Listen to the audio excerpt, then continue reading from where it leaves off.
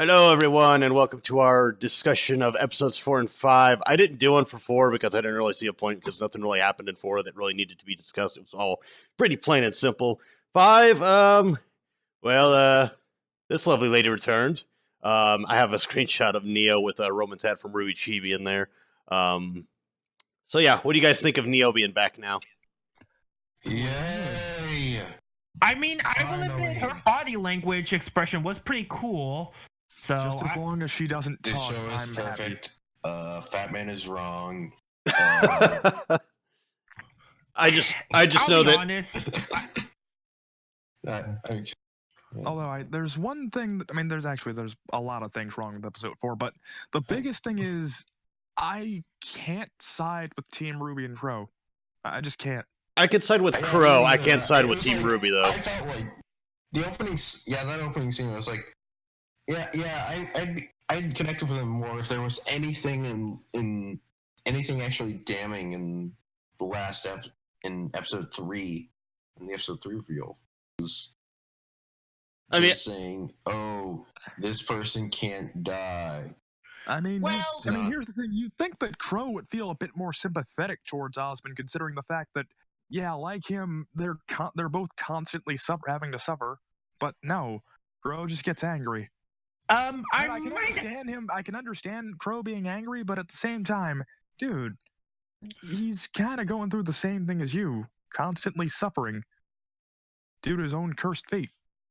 Yeah, I have an opinion on this. It's the Sisyphean issue. Sisyphus was a man who, in his curse, had to forever push a rock up a hill. This might be the issue here. That due to what's happened, Ozpin is cursed for eternity into a Sisyphean task, and unwittingly he's brought people into this burden, which is causing a problem. When you say that, it makes me think of Hohenheim from Full Metal Alchemist Brotherhood and his relationship with Father. Definitely. He inadvertently helped Father achieve his initial goals and has been cursed with immortality. Now, granted, this is me being very mythologically focused and very influenced by mythology. So if they're not intending this, then I could be horribly wrong. I'm pretty sure. I do think that the message they're trying to convey is that Ozpin has been hiding shit, but they're not doing it in a way that merits the Team RWBY's response to him. Crow I get because he withheld a bunch of shit from Crow, which was kind of fucked up. But at the same time, half get Crow. Well, let me say this. If you all of a sudden found yourself being dragged into a man's Sisyphean task to the point of having no real hope for the future, how would that feel? No, here's the thing. I understand Crow being angry, but at the same time, shouldn't he feel a little sympathetic towards him? At that time, anger trumps sympathy. Yeah. So I think once he calms down and cools off a bit, I think he'll come to be like, Oz, okay. You got some shit on your fucking shoulders. But at the same time, though, I can understand that it's illogical. But one thing I've heard about character writing isn't always logical. It's based on the emotions of the situation. Yeah, right. Honestly, it's the conflict here, the issue. It's at least better than the fucking birds last season. Oh God, yes. Ironic, given that I gotta say though. Given that Adel Aka, one of the people we follow, so to speak, calls it "This is the bird all over again" in one of his videos. But no, I wouldn't go. It's only slightly better. Only slightly. One thing I'm really not looking forward to that I've already guessed what that scene is about: the Jean and Ozpin scene. Yeah. I can already predict how that's gonna go down. John's gonna grab. Oh yeah, that was a thumbnail for. I was looking. I watched a video on perfectly legal streaming site, and the thumbnail was John opening up against a wall from the intro. I was like, "Oh wait, does that happen here?" No. It's just. Yeah. Do we really need John talking to? Need that John talking to Osmond scene? Do we need John fucking going up to Osmond and telling him how he's failed him, when really Jean is the one who's failed everyone in the fall of Beacon? Oh, and I can already predict how the conversation's gonna go. Osmond, no one knows failure better than me. Because I am a failure. Oh, you're making me think of that meme where Yeah, John and he's, like, Osmond genuinely try to crying, one-up each shedding other. in tears. Yeah. As for I trusted John twice. I do actually want to comment on something. Anyone remember episode 5, not volume 5, episode 5's fight, the new one? Yeah, I watched that. I was like, this is actually pretty fucking good. Oh, I wonder who their soul is from. Also pretty alright too. I took a look at I was paying attention to the footwork and handwork. It mostly was competent. It isn't like, okay, full disclosure, I'm part of a spoiler chat on Facebook consisting of some critics of the show.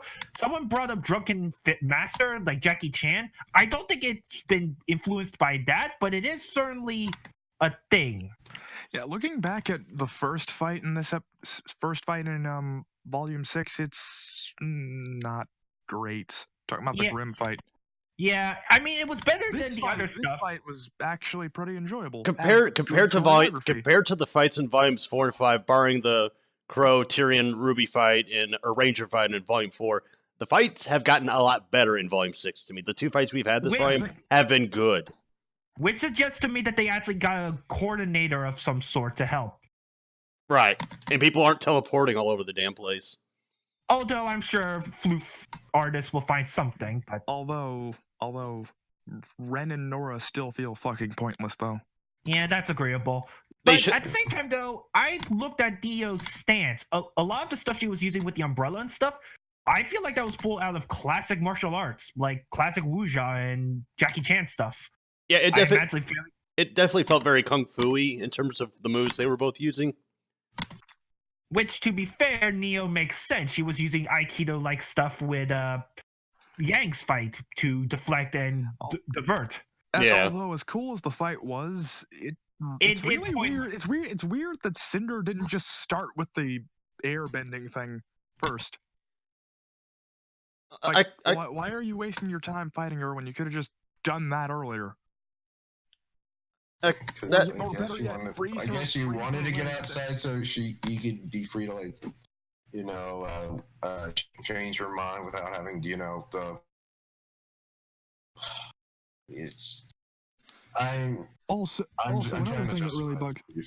something else that really bugs me. The maiden powers are just not very impressive. They're not impressive. No, they're not. Apparently Neo is able to just beat Cinder around so easily. Cinder was having a hard time with Neo the whole time. I was going to say something along the lines of, it doesn't matter how strong you are in terms of powers if you can't even wield it properly. I feel like that Neo is a master versus Cinder's amateurish nature. Cinder's a powerful amateur. Neo is a weak master. Is how I would put it.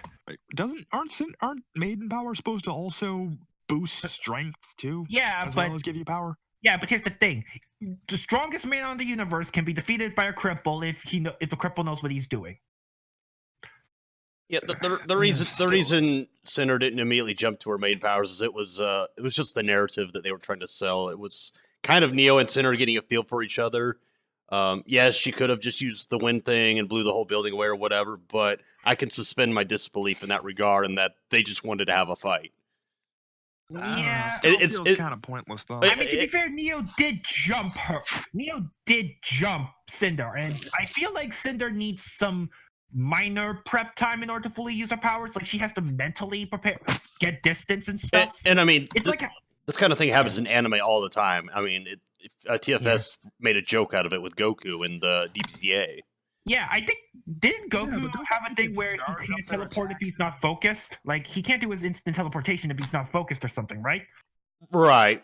The original show did establish some rules. It kind of enforces them, but kind of doesn't. But that's what I'm thinking with Cinder. Cinder mentally is not at a state she can use it instinctually. She has to prep it. You know, the more we talk about it like this, the more garbage the maiden powers actually sound. Yeah. Well, it's like I said, a powerful amateur versus a weak master. Yeah, but at the same time, if maidens can easily be taken down by people that can't bend the elements, then yeah, they're kind of garbage. And I mean, Well, is Cinder really you any remember that- different from before she had the maiden powers? Because she still Yeah. just resorts to using fire, which she was using does anyone before. remember that character in Avatar: The Last Airbender, the chi blocker, the one who Yeah, used but pressure he points? was able to disable people that could use chi. This Yeah. is Neo's not really disabling her ability to use her powers. Cinder can still use them. That, and Yeah, I think that's fair. Cinder's still weak from her fight with Raven because it's not like she's had time to sit down and recover. So I could make that excuse for Cinder as to why she didn't jump into using her main powers. Like when she was using the air thing to float, that was more of an act of intimidation than anything. That may have taken more out of her than she would have wanted to in the middle of the fight. Although there's one thing that this fight kind of proves to me.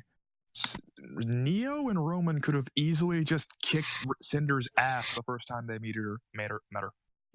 Yeah, I can agree with that. It's just, I do legitimately like the idea of having superpowers and the idea of a weak man, quote, weak man beating a superpowered maiden. But this is also me looking into like a lot of traditional text and Asian-inspired stuff. So like this is people think that power scaling isn't important in storytelling, but yeah, it is. So this It might is, but at the same time though, isn't it a trope in martial arts? Oh, the guy looks weak, but he's actually really capable and really strong. Yeah, intelligence and strategy play a role, but power scaling is also plays a role too. Yeah. Right, I see your point. I will admit I'm being lenient on that part, but I do believe that if they played it properly, they could legitimately make it seem like, oh, Neo's such a good expert at disabling tactics. If they had something to counteract that person that's stronger, then yeah, it makes sense storytelling wise. Well, to be fair, having basic understanding of how joints and motions work is once you know how to disable a joint, you basically can control a person. Like, have you ever heard of a trick where if you hold a person by their nose, they actually can't do much? Oh, yeah, I've heard of that too. Yeah.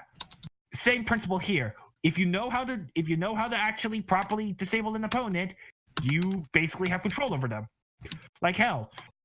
I could actually give an interesting example.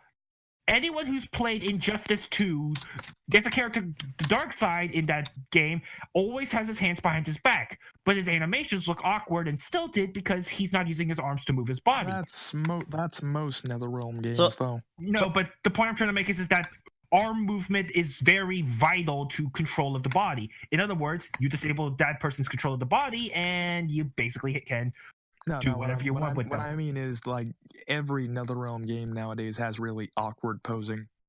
Fair enough. How about a crackpot theory about Silver Eyes? I don't know. It's like, I will admit I'm applying way too much thought about martial arts into the Cinder versus Neo fight, but I legitimately do think it's applicable in some cases. Yeah. All right, now that we've gotten the good out of the way, let's bring up the bad. Oh, I was gonna say before we do that, I wanted to bring up a crackpot theory I have about Silver Eyes, and that is that I made the argument that they were anti-magic, but given what the God of Light did when the God of Darkness sent those Beowulfs at him, that big flashing light, I wonder if Silver Eyes came from him, because all magic comes from the God of Darkness. All magic comes from the God of Darkness, therefore the Grim could be attributed to magic. Well, God of Darkness really doesn't really care about anything. Well, the God of Darkness, I don't know. It's like the God of Dark.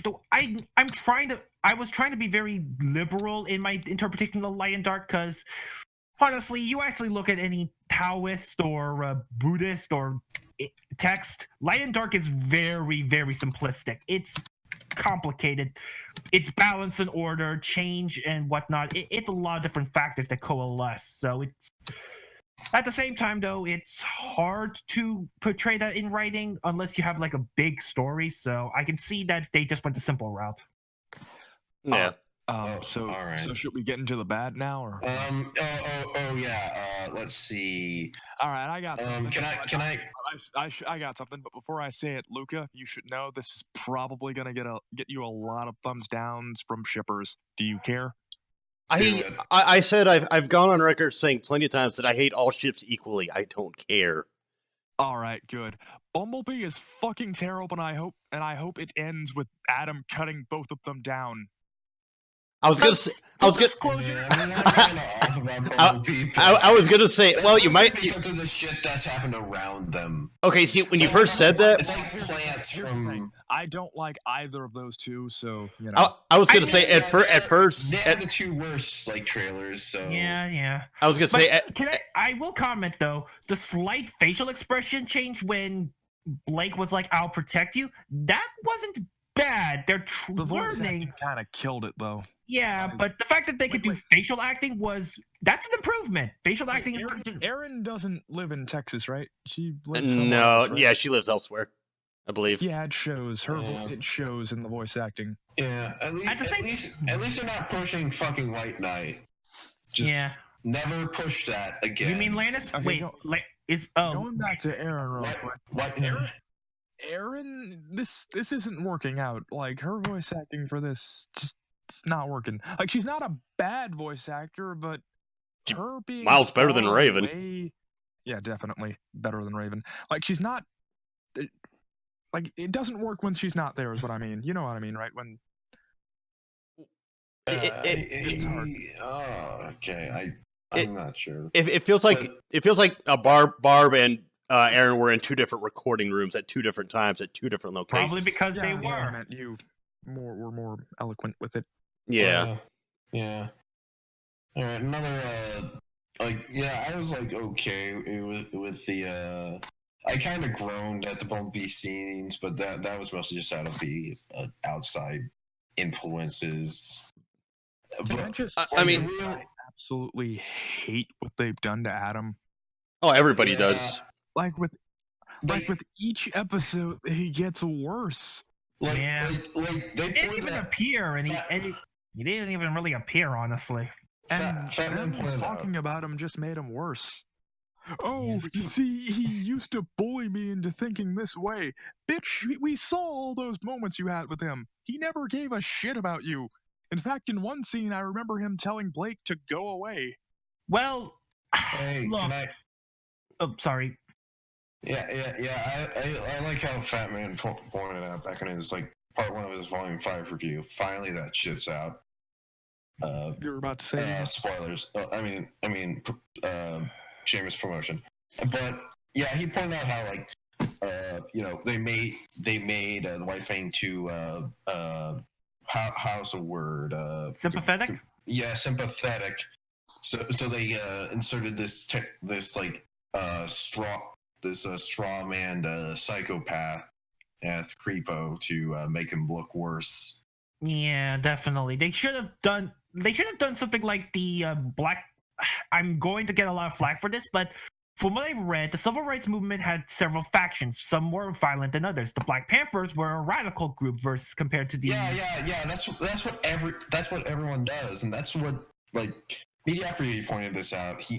I tend to like keep distance from like Mediocrity, but he had like a good like theory that that was the original goal, and then Black Lives Matter came around, and yeah, that just muddied the whole message. Didn't want to, If I'm not mistaken, though, I believe Giro was meant to symbolize Martin Luther King Jr., and then Sienna Khan was meant to be kind of like the Malcolm X. I'm going off on a limb. I'm not saying that they've said that, but that's kind of the takeaway I would that pull. Would make sense.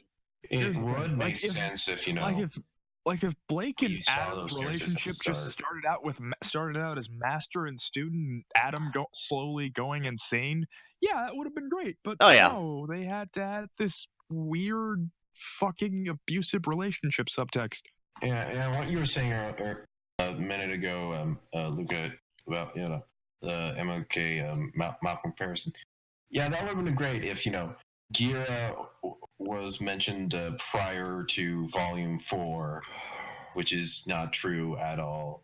Like Blake's parents were never mentioned before that. And also Sienna Khan, she wasn't even named until like they were mentioned. They just weren't mentioned in name. Yeah, she was mentioned in passing in the Volume 1 explanation.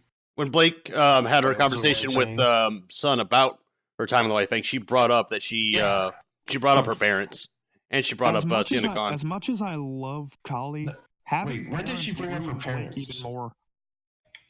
She mentioned them. She mentioned them when she was a kid. When she said she was young, I believe she mentioned her parents. Like she didn't. She didn't say them by. She didn't call them out by name. She just said parents. Yeah.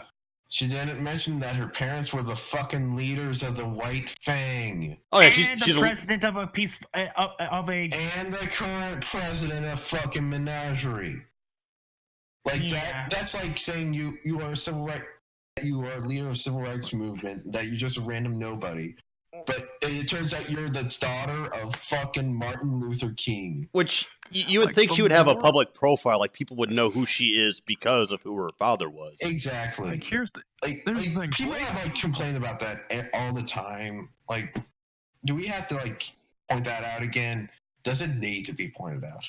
I was because thinking back it's to that. So obvious. I was thinking back to that argument between Blake and Weiss.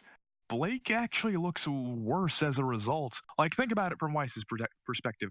Weiss had nothing to do with this whole White Fang thing. They were all pissed off at her dad. But as a result, Weiss was caught in the crossfire, and Blake had the fucking nerve to yell at her?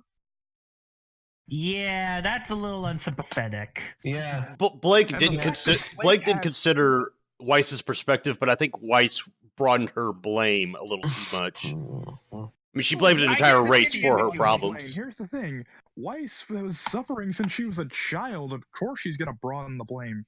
Not very well up there. You can understand it, but you can still say that she was wrong to do so, which, I mean, she even showed that she knew she was wrong when she had her 180. Granted, that 180 came out of butt fuck nowhere, because Volume 2 didn't build her up as well as it should have, because it basically hit the reset button on her. And then basically I said, hey, all that character development that'll be cool to see our characters go through. Let's just skip all over that and just get to the end. Blake is just a product of really stupid decisions. She had loving parents and everything, but no. You'd think that would make her connect more with Yang, but no. Nope. It's like those rich white college kids that just try to get involved in the movement because of a Twitter hashtag. It's exactly. Full disclosure, I will admit having been that a bit. It's amazing. Blake only had one scene and we're complaining this much about her. That's the power because she's one of the worst written characters. Absolutely, she is the worst character in like all of fucking RWBY. Out of like a bunch of them. Yeah, the whole lot of them. And somehow the racist rich white girl is somehow the most likable. I don't even think Weiss is that racist. I feel like they just dropped that aspect of They dropped it completely in Volume 2. She just like, had a complete turnaround in between seasons. Can we move on? Can we talk about something other than that? Something that really bugs me about Weiss's story is Whitley. Why is Whitley an ass? That I can actually answer because that I kind of relate to because I have an older sister who's kind of nice to me, but like I've always been a dick to her because you think that Whitley would be more sympathetic considering that he was stuck with Jockus for longer than Weiss and Winter. Actually, I can comment on this. If I've seen some cases about abuse, typically an abuser will use family members to help augment his quote case. So in the case of Whitley, since Jacques was targeting Weiss and Winter, Jacques most likely was brought into Jacques' foil plan, so to speak. Or Whitley saw how they were being treated, and he didn't want to be treated that way, so he just obeyed their father, and he stuck into his mindset, as long as I obey this guy, I'll be treated well. That's why these two are fucking up. But instead, they're just treating him like he's a villain instead. Like he's just a straight-up villain. What the hell? Yeah, I admit, granted, my knowledge of abuse and stuff is limited, so people in the chats, please feel free to clarify. I'm just going off of what I've done some small research on, which is probably not a lot, honestly. Well, one thing I know about abuse is that the abused victim tend to rebel or try not to become like their abuser. Mercury just became straight up like his abuser. For some reason. That makes no sense. To be fair, he probably didn't have much of a choice because he's without a family and he needs money. What are you going to do? Yeah, but the fact that he enjoys it so much is Yeah, that is a bit of wrong. a character breaking moment, I admit. Well, I. like that's one of the scenes that pissed me off in Volume 3. Oh yeah, you guys thought that Mercury was the sympathetic one, but no, it's Nope, actually he's the asshole. Emerald. It's Because girls are more attractive. I think they're trying to build him to be more likable, given how protective he was of Emerald when Tyrion was all up in her face. He felt like the big brother figure. All up and rapey. Yeah, I wouldn't call that rapey. I call that creepy and lack of personal space knowledge. Since when did Mercury give a shit We'll about call it Emerald, as though? rapey, but That is a good point. When Because has? Yeah, that's a good point. When has? Seriously. Oh, you were saying, Isa? No, you're right. Like when has Mercury cared about Emerald? It's kind of bizarre. In fact, there was. I also remember that scene where Emerald's like, "Oh, we don't need Mercury. He's useless, Cinder," and then gets slapped. Really? Well, We're that's just gonna forget that happened. That's before she knew who he was. I think she had that simple but case even of then, in that jealousy. scene in Volume 2, she still didn't give a shit about Mercury. I took that as them being playful with each other. Like, I don't think they actually had spite against each other. I think it was just them fucking with each other. At least at that point. Well, to be fair, that has made some people ship the two for some bizarre reason. Oh, we mean bizarre. People ship fucking people. Talk to each other. People ship Yang and Ruby for fuck's sake. Ship two characters when they talk to each other. That is what relationships here's the thing. I have apparently seen some people actually justify Ruby and Weiss, which, okay, I can see some people argue that, but some of the other ships are just, why? Can we move on from like shipping and shit? Yeah. So okay, I got a big thing. So episode 5, like 7 minutes in, we see that like a group photo, a bunch of like those, I presume, villagers. Yeah, it was farmers. Farmers. Farmers, or whatever the fuck they were. Oh yeah. They were farmers because it's called Brunswick Farms. No. Stop. Let me. No, talk. he didn't look. It zooms in right on this like little girl who looks a lot like Ruby.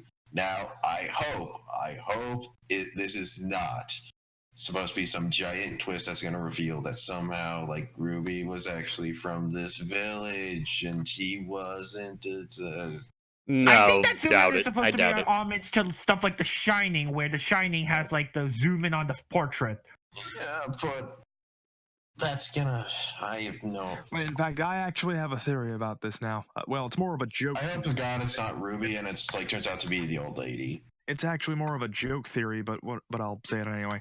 Turns out that this place that they're staying in is Torchwick's barn, and Torchwick constantly hesitated to finish Ruby off because of how much she looks like that girl in the picture. That would be horrible if that did happen. What the fuck? Well, here's one that I got, and this is from a reading I found on Wikipedia. In another German tale of the Headless Horseman set in Brunswick, in Lower Saxony, a Headless Horseman called the Wild Huntsman blows a horn to warn hunters not to ride the next day because they will meet with an accident. And I feel like this is going to tie into Crow's semblance, and I feel like this is also where Neo and Cinder are going to find and kill him. I see a lot of people saying that the Grim is going to be an incubus. Whatever monster in the basement. Incubus? Yeah, an incubus. Why an incubus? I don't know, soul sucking, I think. Because everybody does suck.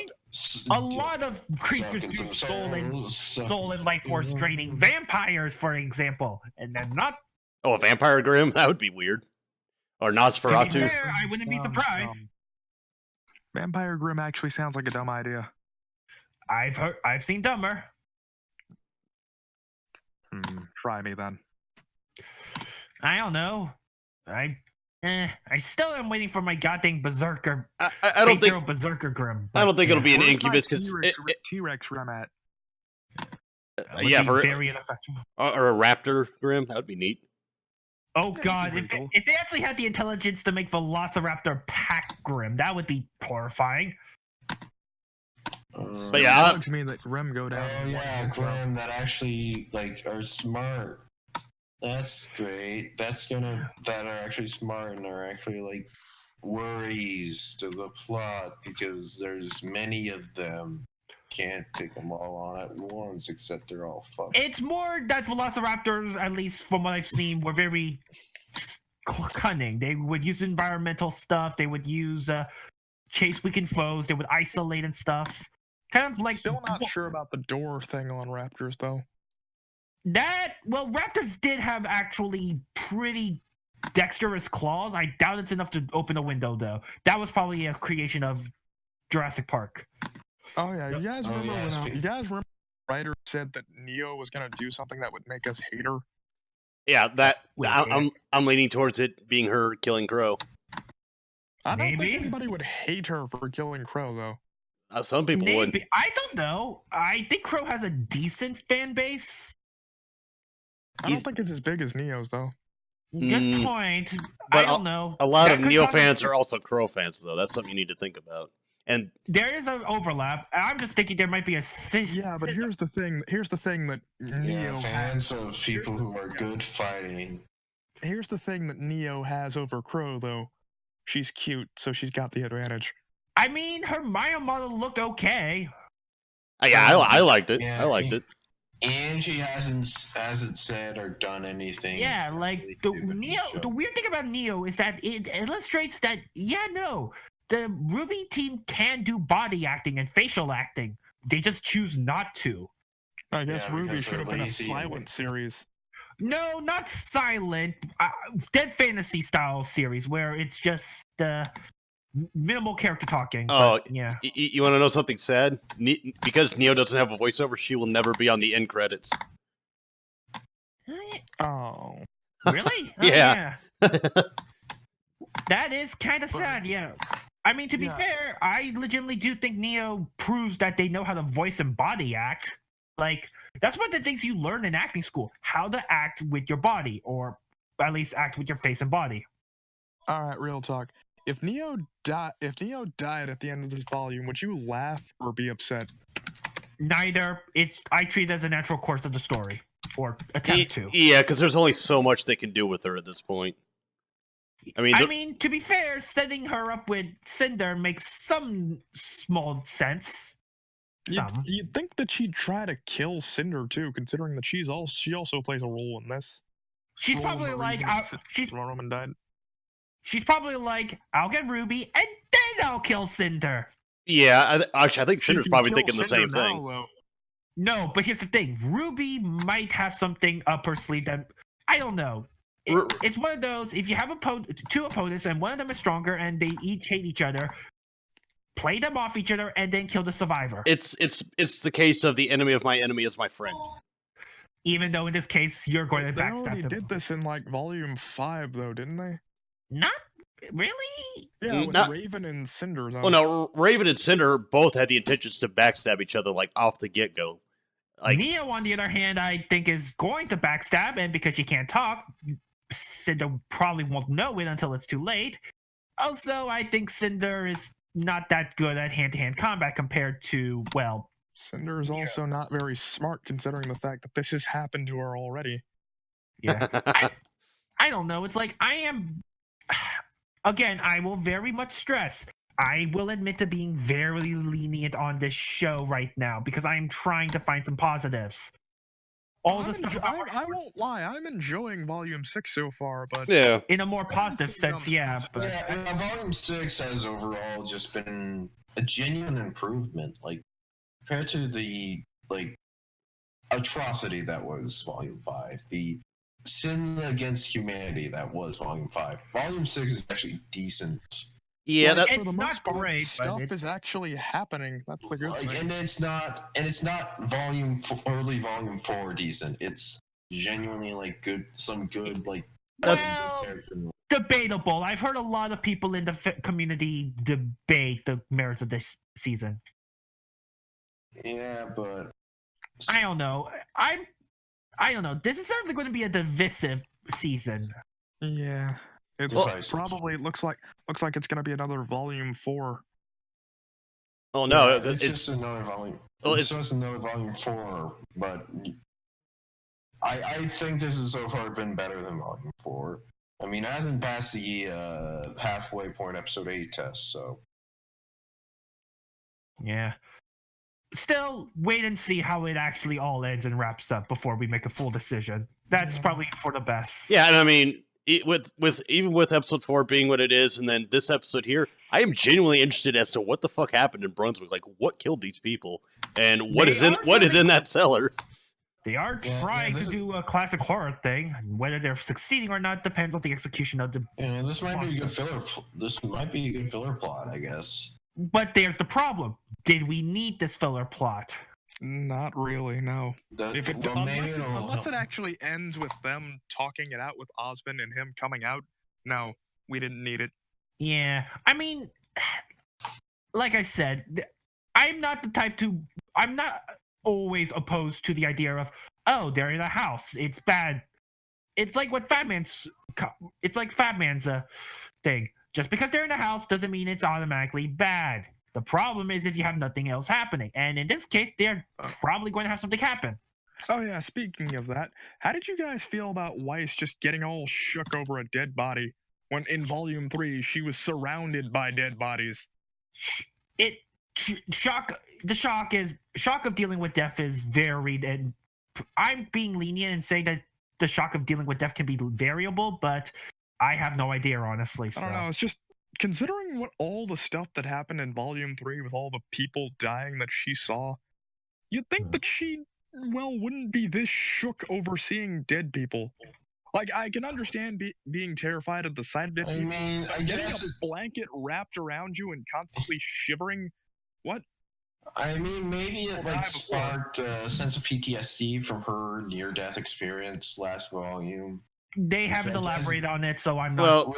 Which I assume, I'm just assuming, because if so, then that's actually one good thing, I guess, that came out of Volume 5. I don't know about that. Not really, but yeah. She just kind of got up and shook her near-death experience off in that fight, so I don't know about it. But the Yang thing, I feel like it was a little late to bring her PTSD back, though. As much as I do like that they're bringing it back, I did feel like it was a little random that they just inserted in there. It should have made a difference last volume. Yeah, like Luca, I recall that you have at least some military experience, correct? Yes. What have you observed about PTSD in the armed forces and how people deal with it? Just to get a reference point of it. Honestly, I don't know anybody personally that deals with PTSD, at least in the sense of, shell shock and all that stuff. I myself haven't really been in a quote combat zone. So I'm also not an expert in psychology, but from what I understand is that they try to figure out what could trigger an episode of them, reliving that, and they try to figure out ways to avoid that. Or if they do start to think about it, they have a distraction to think about that'll take their mind away from it.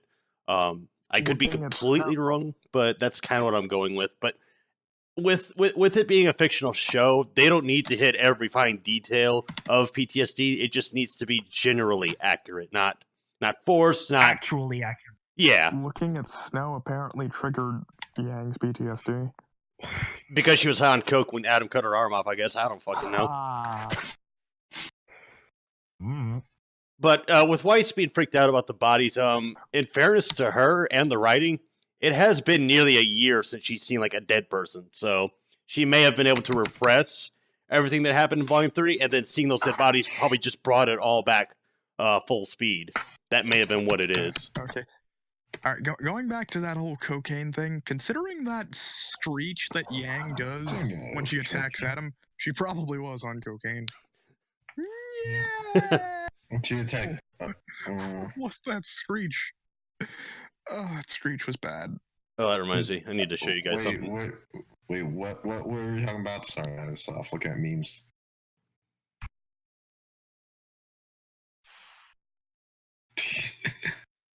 Yeah, but no. What was this about? Like Yang fighting Venom? No, PTSD. Oh yeah. If you guys haven't seen it, check the video out in the chat. Oh, I've seen this. It's great. Yeah, I watched it, dude. I mean, Yeah. it's not as great as Fat Man's rendition, but That's pretty yeah. good. Streaming Goat for the Are you win. gonna show this in the video at all, or are you just gonna be lazy and just leave God, these? Salem. God, Salem is just so Meme worthy. Like intimidating. she got so many meme moments. Yeah, she kind of does, and that's not a good thing if you No, want to make an it's intimidating not. villain. Like, she's got too much going on. I mean, but what about like villains? Like I haven't watched too much into JoJo, so what about like what's his name? Dio. What about him? Dio's not He is a scary, cool- he's just fun. Yeah, like Oh. when I think of intimidating villains, I think of say All for One from My Hero or Father from Full Metal Alchemist, or even Raz. Oh, Raz's probably the most intimidating villain I can think of in terms of anime. That's just my opinion, though. No comment because I really don't know much about these characters. It's just I don't know. It's like I want to figure out how to do the villain anime, but here's the thing: it's like none of them. They're not going to go for Makishima Shogo levels of cunning, sadistic, and manipulative. Sadistic.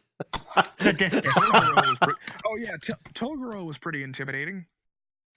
Toguro from Yu Yu Hakusho. him. Okay. I'm not that familiar with a lot of stuff, so. But yeah, I see that.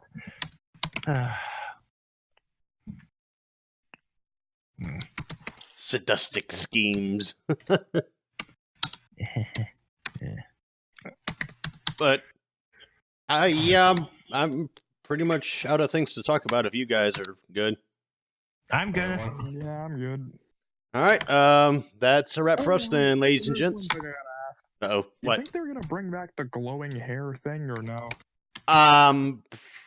Or do you think that Toei's finally gonna sue them for the Super Saiyan thing? I think they're going to keep away from it because they didn't bring it back in Volume 5 at all, or Volume 4. Lest So. they bring the wrath of Toei upon them. Basically. GFS be like, we've been there, brothers. We've been there. And it's I don't want to deal with copyright stuff. Yeah, because I tried. Me and Evan. No, it was Two Broke Adults. It was me and Two Broke Adults. We watched the TFS Hellsinger Bridge, and I tried uploading one of the videos to YouTube. I had 7 different copyright claims, and I'm like, yeah, that ain't fucking happening. To BitChute we go. Well, you could do what Jim Sterling does, the copyright clash. Just have so many copyrights from everyone else trying to claim a piece of the pie that they can't do anything because they're trying to compete with each other. Well, I just don't want the copyright mess at all. Like, I just don't even want to deal with it. So I'm just like, fuck it. I'll just do a redirect link. Is the video's over? Wait, we finished the video already? I haven't turned it off yet because Grinning had something to say. But yeah, because I have this image that I want you to save to the end. I will say this: I will die of laughter if they play "I Burn" and the Super Saiyan meme and Transformers meme is no longer in it. oh jeez. And all the memes that they put in that song aren't in it. Although I'll cry if the rapping portion is still in it, though. Oh god, I couldn't imagine them actually rapping on the actual show. Like, no, just no. Oh god. Rapping in Ruby be like. Oh God, no. I guess if they want to snag. How'd you guys feel about the song that played in the Neo versus Cinder fight? I would have to rewatch it because I wasn't paying too much attention to the song. Me too. I was too focused on the fight itself to notice even the music. I guess it's alright. The song was actually pretty alright. If I could ignore it, it's okay. Like, it's nothing I would play while driving or anything, but yeah, it worked for the fight. It sank up well with it. Yeah. No comment, though. I'm not a music critic, so I have no real comment to say. Just. Yeah. All right. I'm done. That's all I had to say. Okay. All right. And before we go, Luca, don't forget to put up the image as the end card. Oh yeah. All right. Well, anyway, folks, that's been our discussion for these 2 episodes, and we will see you next week.